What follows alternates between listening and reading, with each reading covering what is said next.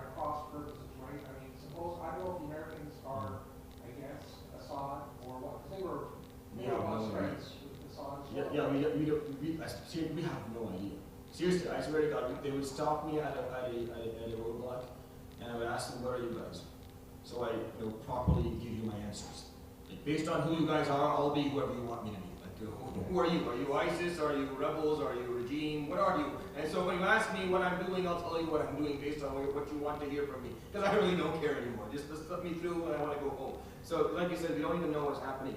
But the thing is, again, because of this focus on ISIS, this exaggerated fear from this very small group that really doesn't take that much of a toll. They're very ignorant, people. They're very poor. They don't have. They're not equipped to actually cause a threat within the Middle East to the countries around them or countries abroad. Even countries abroad. Even with the Paris attacks and all these attacks, and they're horrible things. But again, they're focused on by the media to the point where, as if nothing else happens but this, and now like. So people are like, okay, we don't want to get rid of Assad because what happens if they wouldn't come in anyway? Getting rid of this evil person and this evil regime doesn't mean another evil regime is going to come in. The people of the country will govern themselves properly. And the people of the country, if they wanted to be with ISIS, they would have been, since a long time ago. Like there are right now. There's 18 million people in Syria who don't have nothing to do with them. They're not welcome, but they're brutal and they have guns. Working in the clinic, one night a guy came in with a Kalashnikov rifle on his, and he came in bringing me his friend in pieces. Like he was in shock, so he was bringing the friend in pieces, and he wanted me to sew him up together, back together. This is how he was unoriented and focused, and he was with a rifle on him. So I had to, okay, all right, I'll sew him up, put him on the thing, and put him inside. And at 45 minutes, I was going back and forth talking with this guy, counseling him, trying to get him to calm down so it doesn't kill me too. Because he actually thinks that I can sew back a person who came in, torso, head, each one on its own. He wants me. He thinks it's like a Lego thing. I can just put him back together. So these people are not at all welcome into it, but you have not much of a choice. We're not. The people of Syria don't bear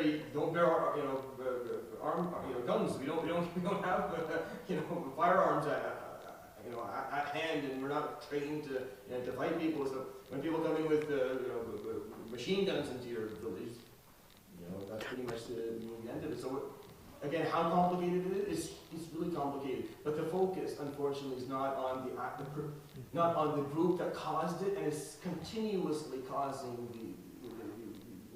the problem going on and on. We're focused on ISIS. I think there's a lot to gain for certain regimes around the world from doing that. That's how I see it. I see that every single political government has something to gain by focusing on that. How, I don't know. There's different angles to it, but focusing on that seems to be more profitable for them, one way or another. But focusing on the actual problem is only profitable for the people. And as always, the poor and the never get their voice, I guess, in these issues. Yeah.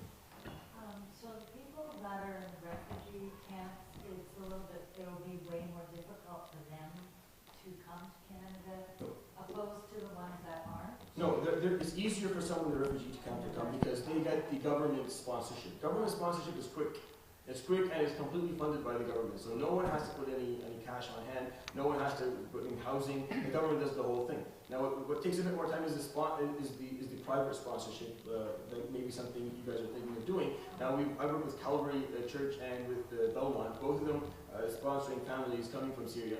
And what happens here is just the paperwork needs to be put in, and that takes a bit of kind of navigating just to get the paperwork proper, and then to prepare the funds for it. And the funds are kind of go between $25,000 to $35,000 per family, based on how many people are in that family. So the government needs to see the money, to know that when they come here, they're not going to end up on the streets, and we're going to have an epidemic of people just walking around. No, we have housing will be provided, food and clothing, and they'll be integrated.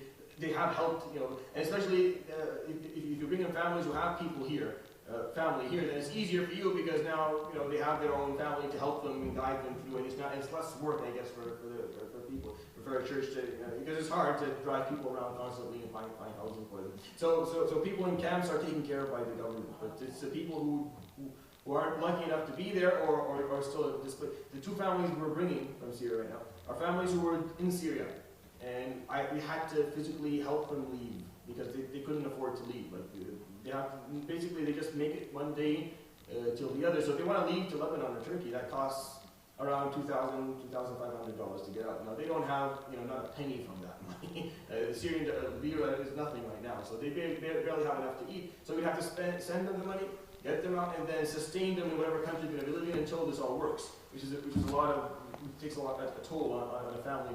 Sending $1,000 every single month is not really something one family or two families can do. So my question now is, are you practicing medicine, or are you pretty much advocating and working on behalf of? No, I just got an interview at Dalhousie University for family physician. for family, yes. So pray for me that I get that one, and then I can. A physician can makes enough money to help out.